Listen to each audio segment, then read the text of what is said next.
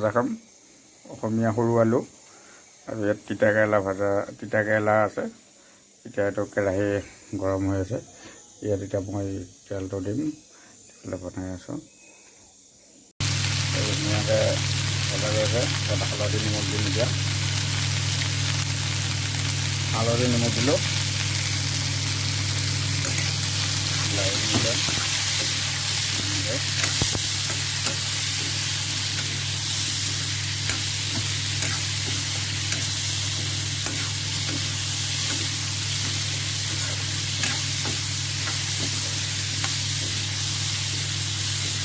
আৰু কোনো ইডিট চিডিট নাই আৰু ডাইৰেক্ট ভিডিঅ'।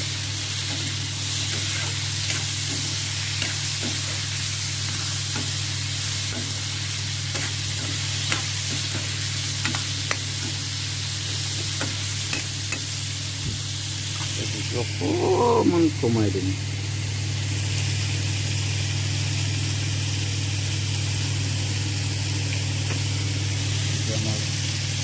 এখন ঢাকনি বনাই দিলোঁ।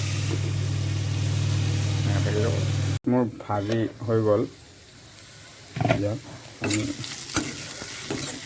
মই অলপ আলুটো বেছিকৈ দিছোঁ, কাৰণ দোকানতে বেছিকৈ দিছোঁ। মানে তিতা কেৰেলাটো বহুত তিতা হয়, সেইটো কাৰণে লগত যদি আলুটো অলপ বেছিকৈ দিয়া যায়, সেই তিতাৰ ফিলটো নহয়, আৰামছে তিতাখিনি খাব পাৰি। যিটো তিতা আমাৰ স্বাস্থ্যৰ কাৰণে বহুত উপযোগী।